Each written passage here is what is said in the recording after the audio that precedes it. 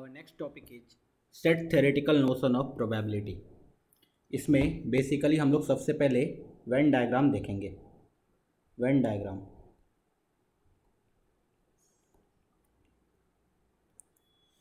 Diagram में हम लोग देखो सेट को कैसे रिप्रेजेंट करते हैं। तो सबसे पहला अगर मुझे देखा जाए, suppose this is a universal set. एक यूनिवर्सल सेट होता है हमेशा, उस यूनिवर्सल सेट को हम लोग ऐसे बॉक्स से रिप्रेजेंट कर दिए और यू से रिप्रेजेंट करते हैं, दिस इज़ यूनिवर्सल सेट। और इस जगह यूनिवर्सल सेट को हम लोग सैम्पल स्पेस भी बोल सकते हैं। ठीक है, सपोज एक सैम्पल स्पेस है अपने पास और वो इतना बड़ा है। अब मैंने एक इवेंट डिफाइन किया इस सैम्पल स्पेस के अंदर, तो उसको मैं किस तरीके से दिखा सकता हूँ। सपोज कुछ भी इस तरीके से, एक सर्कल से। ठीक है, क्यों सर्कल से दिखाया, बहुत सारे क्वेश्चंस आ सकते हैं। सर्कल से ही क्यों दिखाया, स्क्वायर से क्यों नहीं दिखाया, किसी चीज़ से क्यों नहीं दिखाया। तो बस थोड़ा देखने में अलग लगे और देखने में बढ़िया लगे तो हम लोग सर्कल से दिखा देते हैं, तो उससे क्या होता है, अच्छा लगता है। इसके पीछे कोई रीज़न नहीं है कि सर्कल से ही क्यों दिखाया जा रहा है। ठीक है, तो हमने सपोज एक इवेंट, ये सैम्पल स्पेस था पूरा का पूरा, उसमें एक इवेंट है ए, उसको हमने ऐसे रिप्रेजेंट किया। ठीक है, तो अभी कोई पूछे मेरे पास कि ए हुआ तो वो किस रीज़न को डिफ़ाइन कर रहा है, ए होगा तो वो किस रीज़न को डिफ़ाइन कर रहा है, तो मैं कैसे बोलूँगा उसको, ये वाला। तो ये हो गया set when A is occurring. ठीक है, ओके। सेकंड वाला सोचो, सेकंड ऐसे सोचो, फिर से मेरे पास एक सैम्पल स्पेस है और यहाँ पे ए है मेरे पास। ठीक है, एक इवेंट, और इसको यू बोल दिया या एस बोल दो, एक ही बात है। ठीक है, अब मेरे को किसी ने बोला ए नहीं होगा, ए नहीं होगा तो कौन सा रीज़न होगा। तो मैं बोलूँगा ए नहीं होगा तो क्या होगा, ए के बाहर वाला कुछ तो होगा। तो उसको मैं कैसे रिप्रेजेंट कर सकता हूँ, ये वाला रीज़न जो होगा बेसिकली ए नहीं होगा।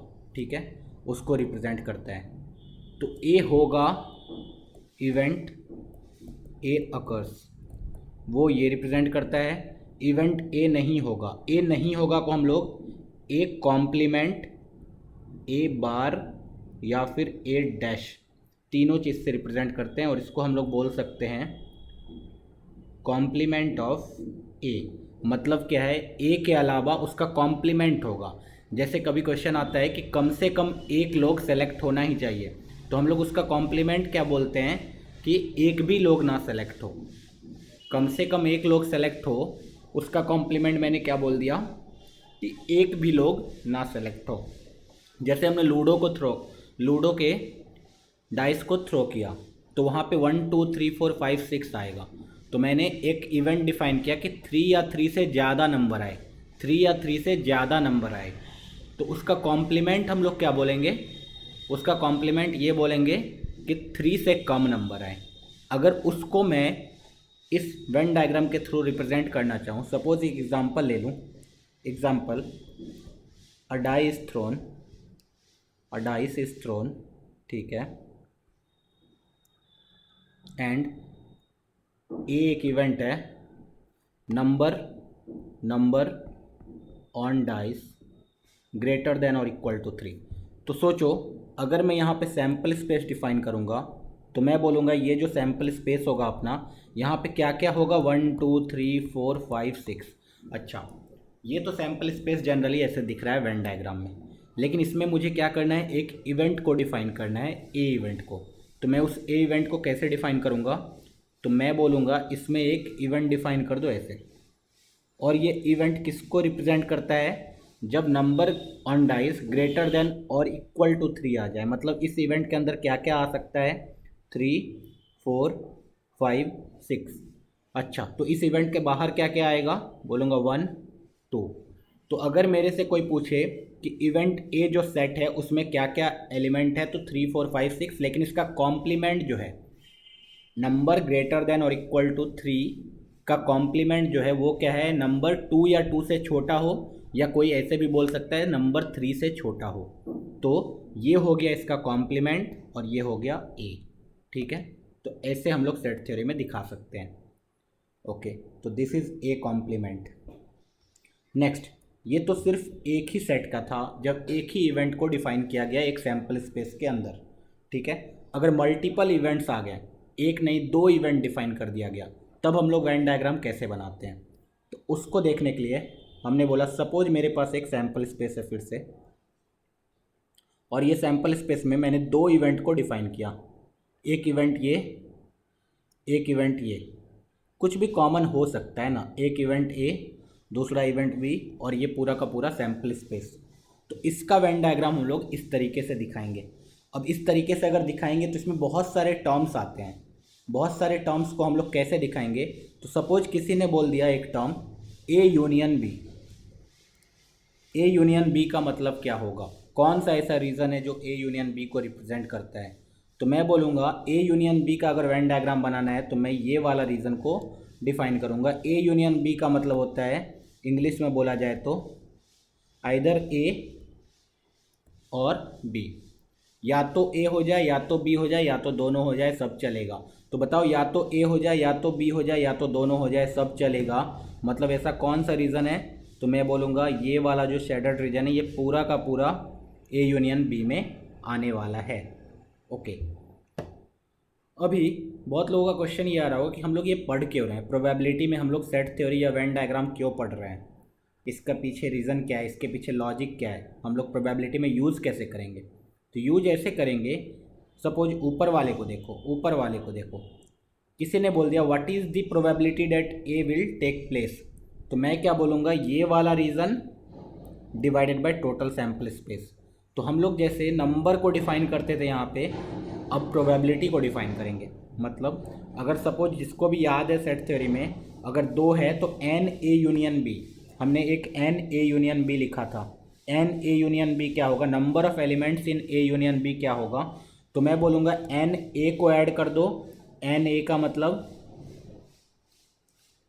ये वाला रीज़न ले लो, दैट इज़ एन ए। उसके बाद क्या करो, एन बी को भी ऐड कर दो, एन बी का मतलब ये वाला रीज़न ले लो पूरा, ठीक है। तो प्लस एन बी हो गया। लेकिन जब हमने दो बार ऐड किया एन ए और एन बी, तो हमें दिखा कि ये जो कॉमन पार्ट है, कॉमन पार्ट, ये वाला पार्ट दो बार ऐड हो चुका है हमारा, दो बार ऐड हो चुका है। लेकिन ऐड कितने बार होना चाहिए था, सिर्फ वन टाइम, तो इसलिए हमने एक बार माइनस कर दिया एन ए इंटरसेक्शन बी। अच्छा, तो ये तो हम लोग सेट थ्योरी में नंबर ऑफ एलिमेंट्स में देखते थे। अभी प्रोबेबिलिटी में इसका यूज़ कैसे होगा सोचो। मैं क्या करूँगा, N S, number of elements in sample space, कुछ तो होने वाला है ओवरऑल, उससे मैं अगर डिवाइड कर दूँ बोथ साइड, मैंने बोला एन एस से मैं दोनों साइड डिवाइड कर दूँ, तो ये क्या बन जाएगा। तो मैं बोलूँगा ये तो बहुत ही सिंपल बन जाएगा, क्या, तो N A union B upon N S can be written as probability of A union B. N A upon N S can be written as probability of A. N of B upon N of S can be written as probability of S. N of A intersection B upon N S can be written as probability of A intersection B. Okay, तो इससे ये पता चला मुझे कि जो भी formula हम लोग N A union B, N A intersection B में लिखते थे, उस सेम चीज़ को हम लोग प्रोबेबिलिटी के फॉर्म में भी लिख सकते हैं। तो इससे हम लोग ये निकाल सकते हैं बहुत ईजिली वेन डायग्राम से, ठीक है। तो हमने ए यूनियन बी का वेन डायग्राम बनाना सीखा। अभी अब ए इंटरसेक्शन बी का सीखते हैं।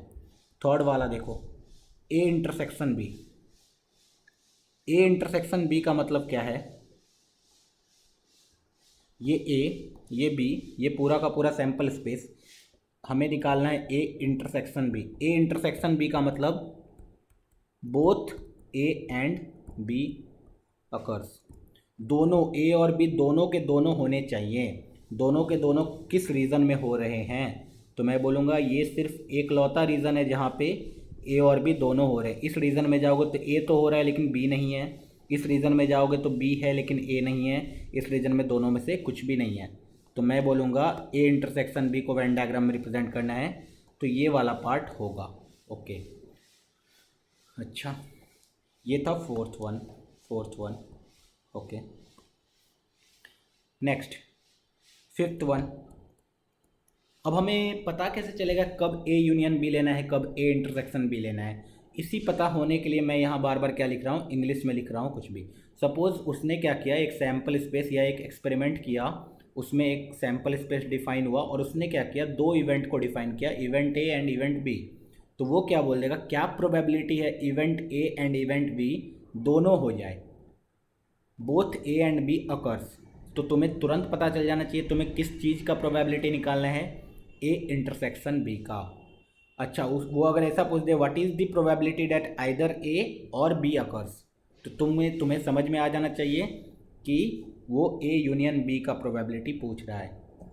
ओके, तो यहाँ से हमने ए इंटरसेक्शन बी का प्रोबेबिलिटी देखा, ए यूनियन बी का प्रोबेबिलिटी देखा। सपोज फिफ्थ वाले में ऐसा आ जाए कि एक सैम्पल स्पेस है, एक इवेंट ये है, दूसरा इवेंट ये है और दोनों में कुछ कॉमन है ही नहीं।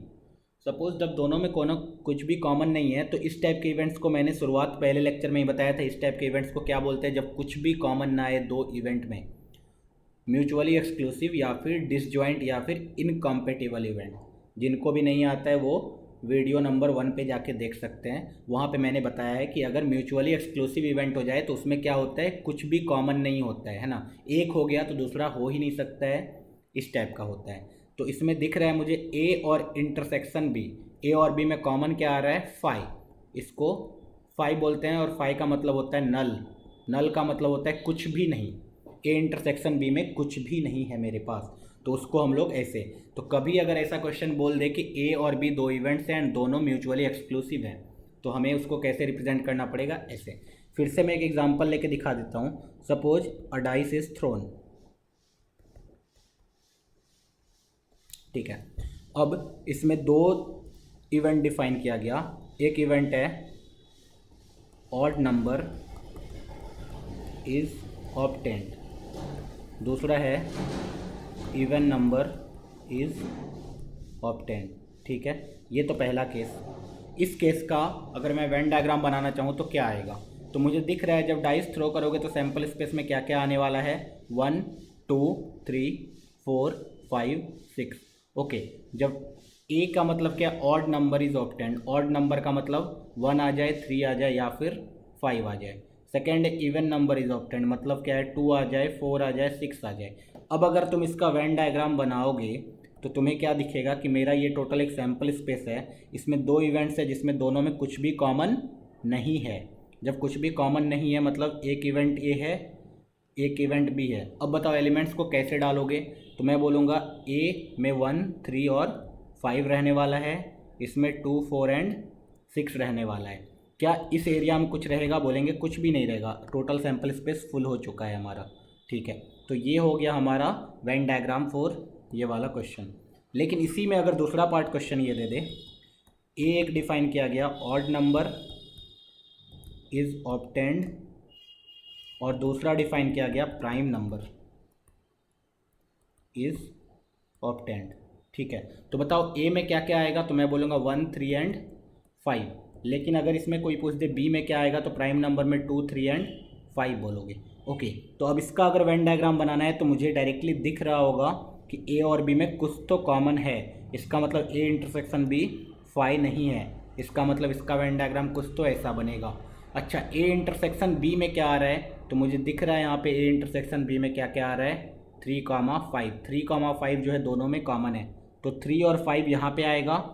अच्छा, ए के अंदर क्या क्या आने वाला है, 1 3 5, तो 1 इस रीजन में आने वाला है। बी के अंदर क्या क्या आएगा, 2 3 5, तो 2 इस रीजन में आने वाला है। तो क्या क्या आ चुका है, 1 2 3, 4 नहीं आया तो वो बाहर, 5 आ चुका है, 6 नहीं आया तो वो कहीं बाहर। तो इसका जो वेन डायग्राम बनेगा वो कुछ ऐसा बनेगा। हमारे पास सैम्पल स्पेस जो होगा उसमें 1 2 3 4 5 6 सब कुछ होंगे और ए के अंदर 1 3 5 है, बी के अंदर 2 3 5 है। तो इस टाइप से हम लोग वेन डायग्राम बना सकते हैं ये वाले क्वेश्चन का। ओके, तो इसीलिए हमें रीज़न जानना बहुत ही इंपॉर्टेंट है कि किस रीज़न को कैसे रिप्रेजेंट किया जाता है, या क्वेश्चन को किस तरीके से वेन डायग्राम में कन्वर्ट किया जा सकता है, या वेन डायग्राम को किस तरीके से क्वेश्चन में कन्वर्ट किया जा सकता है। चलो ठीक है, नेक्स्ट वेन डायग्राम देखते हैं। ये कौन सा था, 5th वन। 6th वन देखते हैं। 6th वन में बोला एक वेन डायग्राम मैं खुद से दे रहा हूँ, तुम्हें बताना है ये किस चीज़ का वेन डायग्राम है, मतलब ये कौन सा रीजन है और इसको सेट थ्योरी में कैसे लिखेंगे। अगर ये ए है, ये बी है और ये टोटल सैम्पल स्पेस है और मेरा जो शेडेड पोर्शन है वो सिर्फ ये वाला है, इसको सबसे पहले वेन डायग्राम को सेट थ्योरी में कैसे लिखेंगे। तो बहुत इजी है लिखना। क्या, तो मैं बोलूँगा ये पूरा का पूरा ए माइनस है, ए में से क्या हटा दिया गया, देखो क्या हटा दिया गया ए में से, ए में से ये वाला रीज़न हटा दिया गया। ये वाला रीज़न क्या है, ए इंटरसेक्शन बी, तो A intersection B. Set theory में तो इसको ऐसे लिख सकते हैं, या फिर इसको ऐसे भी लिखा जा सकता है। एक तरीका तो ये हुआ और बहुत सारे तरीका हैं, ठीक है। तो मैं बोलूँगा ए का इंटरसेक्शन ले लो किसके साथ, बी डैश के साथ या बी बार के साथ। देखो कैसे, ए का इंटरसेक्शन ले लो बी बार के साथ, मतलब क्या है, बी बार का मतलब क्या होगा, सबसे पहले ये समझो। बी बार का मतलब होगा बी के बाहर कुछ भी, बी के बाहर कुछ भी। इसका इंटरसेक्शन किसके साथ लेना है, ए के साथ। अब ए के साथ इसका इंटरसेक्शन लेना है, इंटरसेक्शन का मतलब क्या होता है, कॉमन पार्ट। तो बी के बाहर कुछ भी का इंटरसेक्शन ए के साथ सिर्फ कौन सा पार्ट आने वाला है, ये वाला रीजन आने वाला है। तो इसको हम लोग सेट थ्योरी में ऐसे भी रिप्रेजेंट करते हैं और इसको ऐसे भी बोला जा सकता है। प्रोबेबिलिटी ऑफ डेट पार्ट को लिखना है तो मैं बोलूँगा probability of A intersection B bar. निकाल के दिखाओ भाई। अच्छा, इसको इंग्लिश में वो लोग कैसे लिखेंगे ए इंटरसेक्शन बी बार को, तो या तो वो बोलेंगे what is the probability that only A occurs. क्यों, क्योंकि इस रीजन में ऐसा एक सिर्फ ए हो रहा है, इस रीजन में ए और बी दोनों हो रहा है, इस रीजन में बी हो रहा है अकेला, इस रीजन में ए और बी कुछ भी नहीं हो रहा है, तो इस रीजन में सिर्फ ए हो रहा है। या फिर what is the probability that A occurs but not be, A occurs but not be, ठीक है। इसको भी ऐसे भी लिखा जा सकता है। ओके, तो यहाँ से देखने के बाद ये तो क्लियर हो ही गया होगा सेवेंथ वाला मैं क्या देने वाला हूँ। मैं ये देने वाला हूँ कि ओनली बी वाला। ओनली बी वाला का मतलब क्या होगा, सपोज ए है, ये बी है और ये सैम्पल स्पेस है, और अगर मैं इस रीजन को शेडेड पोर्शन बना दूँ तो बताओ इसको कैसे लिखेंगे। तो मैं बोलूँगा बी का इंटरसेक्शन, या तो ऐसे बोल दो कि बी में से क्या माइनस कर दो, ए इंटरसेक्शन बी,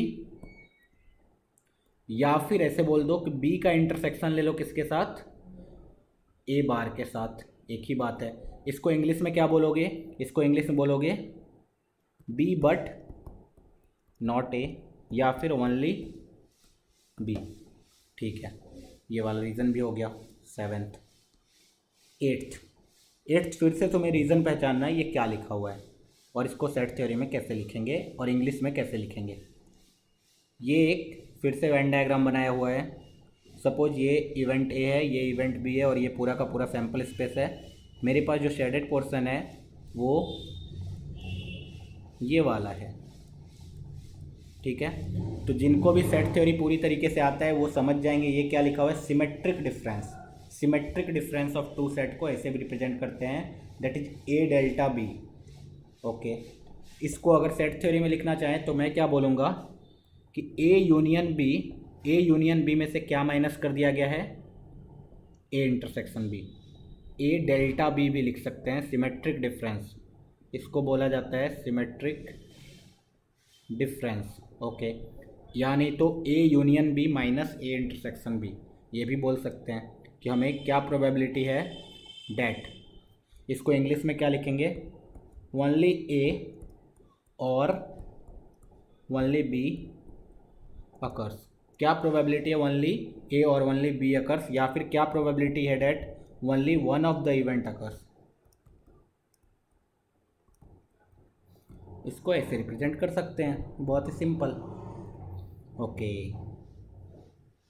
अभी देखो इस चीज़ को कैसे लिखते हैं, A union B minus A intersection B को अगर प्रोबेबिलिटी के फॉर्म में लिखना चाहे तो मैं क्या बोलूँगा, हमें किस चीज़ का प्रोबेबिलिटी निकालना है, probability of A union B minus probability of A intersection B. इसको अब हमें पता होता है कि probability of A union B क्या आने वाला है, P A plus P B minus P A intersection B. इसके जगह मैंने क्या लिख दिया, पूरा का पूरा ये फॉर्मूला से, ऊपर वाले फॉर्मूला से, और इसको ऐसे ही रहने दिया। ओके, तो यहाँ से हमारे पास एक फार्मूला भी डिराइव हो सकता है। ये फार्मूला याद रखने का नहीं है, बस समझ जाना है कि ये आया कैसे। P A plus P B minus 2 into P A intersection B. बहुत ही सिंपल है याद रखना। कैसे? प्रोबेबिलिटी डेट ओनली ए और बी अकर्स। ठीक है, इसका प्रोबेबिलिटी ऐसे निकालेंगे। कैसे? तो हमने ए यूनियन बी का जब फार्मूला निकाला था तो पी ए ऐड किया था, पी बी ऐड किया था, एक बार ये 2 बार ऐड हो गया था, इसलिए एक बार माइनस कर दिया था। उससे क्या हो गया, ये वाला रीज़न एक ही बार आएगा। लेकिन सोचो, इस रीजन को पूरा का पूरा अगर हटा देना है, पूरा का पूरा हटा देना है, तो कितनी बार माइनस करेंगे हम लोग? एग्जैक्टली 2 बार माइनस कर देंगे। P A plus P B minus 2 बार ये। ठीक है, ओके। नेक्स्ट वेन डायग्राम देखते हैं। नेक्स्ट वेन डायग्राम क्या लिख सकते हैं हम लोग? सपोज मेरे पास ऐसा कुछ इवेंट है ए, एक दूसरा इवेंट है बी, और हमारा जो शेडेड पोर्शन है वो है पूरा आउटर रीजन। इसको कैसे लिखेंगे? तो ये बेसिकली क्या लिखा हुआ है, ए यूनियन बी का बार, मतलब ए यूनियन बी के अलावा कुछ भी हो। इसको इंग्लिश में कैसे लिखेंगे? Neither A nor be occurs, है ना। ना ही ए हो ना ही बी हो, इसका मतलब पूरा का पूरा बाहर वाला रीजन। तो प्रोबेबिलिटी ए यूनियन बी का बार, इसको क्या लिखा जा सकता है? 1 minus probability of A union B. अच्छा, ऐसा लिख सकते हैं क्या? बोले हाँ। कैसे? तो हमें ये पता होता है कि कोई भी इवेंट है, तो 2 इवेंट है, अगर दोनों 2 ही इवेंट हो रहे हैं तो probability of E1 plus probability of E2 अगर हमेशा क्या होगा, सम ऑफ द प्रोबेबिलिटी 1। तो प्रोबेबिलिटी ऑफ E2 को क्या लिखा जा सकता है? 1 माइनस प्रोबेबिलिटी ऑफ E1। अभी देखो यहाँ पे ऐसे सोचो, या तो ए यूनियन बी होगा या तो ए यूनियन बी के अलावा जो सब कुछ है वो होगा। तो टोटल प्रोबेबिलिटी हमेशा, अगर पूरा का पूरा सैम्पल स्पेस का प्रोबेबिलिटी निकाला जाए तो वो कितना आता है? 1 आता है। टोटल सैम्पल स्पेस का प्रोबेबिलिटी अगर 1 आता है, तो मुझे अगर ए यूनियन बी के बार का प्रोबेबिलिटी चाहिए, तो हमेशा क्या लिख सकते हैं? 1 minus probability of A union B.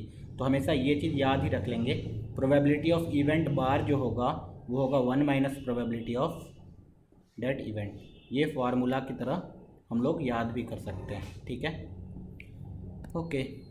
9th 10th वाला सोचो, एक मैं इस टाइप का डायग्राम दूँ अगर, कि मेरे पास ये सेट है, set A, set B, A B. हमारे पास कौन कौन सा रीजन शेडेड है? तो ये वाला रीजन पूरा शेडेड है और इसके बाहर वाला शेडेड है। इसका मतलब क्या होगा? तो इसका मतलब तो सबसे पहला तो वही होगा, ए यूनियन बी का बार। इसका प्रोबेबिलिटी के टर्म में लिखे तो बोलेंगे probability of A union B का होल बार, मतलब कौन सा आ गया? बाहर वाला आ गया, प्लस और कौन सा प्रोबेबिलिटी ऐड करना पड़ेगा? ए इंटरसेक्शन बी का। पहले मैंने इस बाहर के रीजन का प्रोबेबिलिटी निकाला, प्लस अंदर वाले का निकाल दिया। ओके, तो इससे ये आ जाएगा। इसको इंग्लिश में कैसे लिखेंगे? तो बोलेंगे आइदर बोथ ए और बी अकर्स और none of them occurs. Either both A and B occurs और नन ऑफ ए और बी अकर्स। ठीक है, या तो दोनों हो जाए या तो दोनों में से कुछ भी ना हो, तो अपने आप ये हो जाएगा 10th वाला। ओके, 11th देखते हैं। 11th में मैंने ऐसे ही बना दिया कुछ भी सिंपल सा एक वेन डायग्राम, ये ए और बी, और मैंने क्या किया, शेडेड रीजन जो है वो ये वाला है।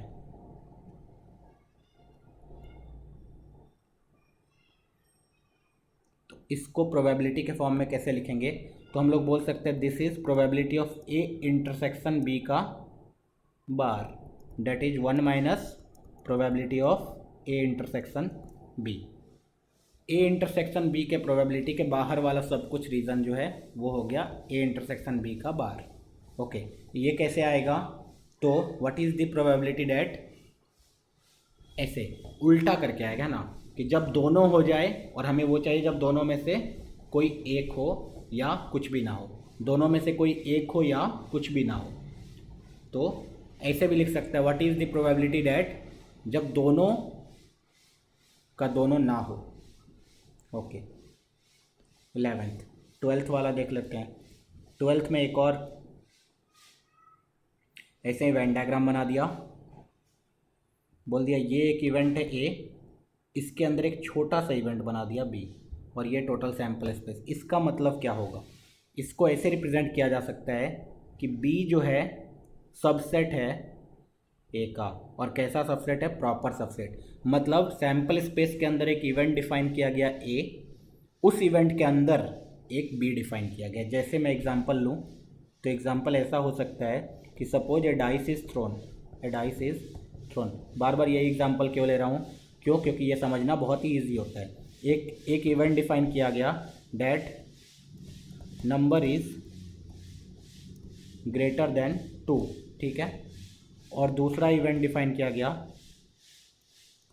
मल्टीपल ऑफ 3 आ जाए। तो सोचो 2, इसमें क्या क्या आएगा, 3, 4, 5, 6, और इसमें क्या आएगा, ओनली 3, 6।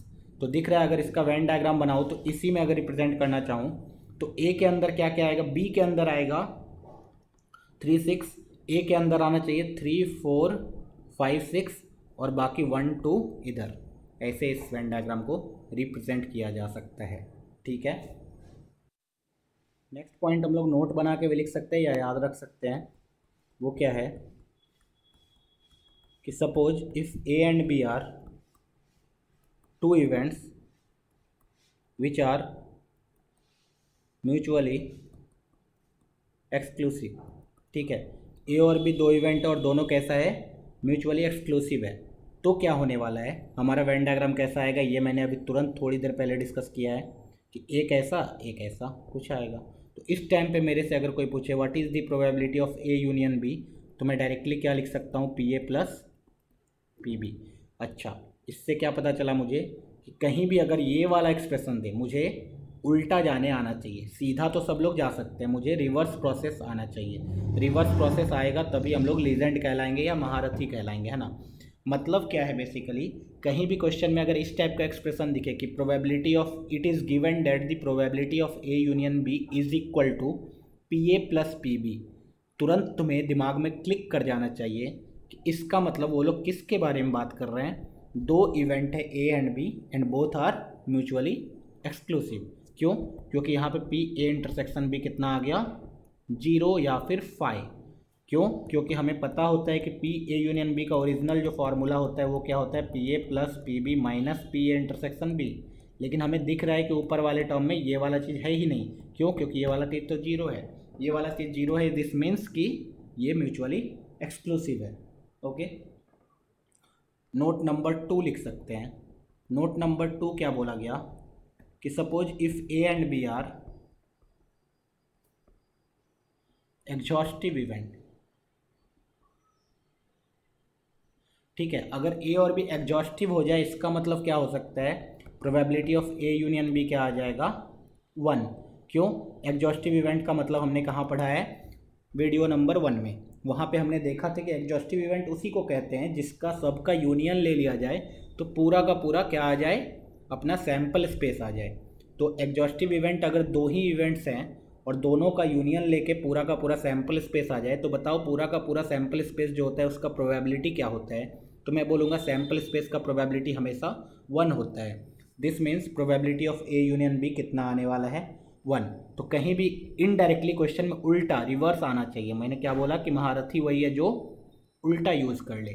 तो अगर मुझे क्वेश्चन में ऐसा दिख जाए कि given probability of A union B is 1, उससे मैं क्या इंटरप्रेट करूँगा कि ए एंड बी कैसा इवेंट है, A and B are exhaustive event, ठीक है। ओके, ये जितने भी वेन डायग्राम थी ये कितने सेट्स के लिए थे, 2 सेट के लिए। जो भी हमारे पास अगर 2 सेट है तो हम लोग वेन डायग्राम के थ्रू ऐसे देख सकते हैं। नेक्स्ट वीडियो में हम लोग क्या देखेंगे कि 3 सेट हो तो वेन डायग्राम कैसे बनाते हैं।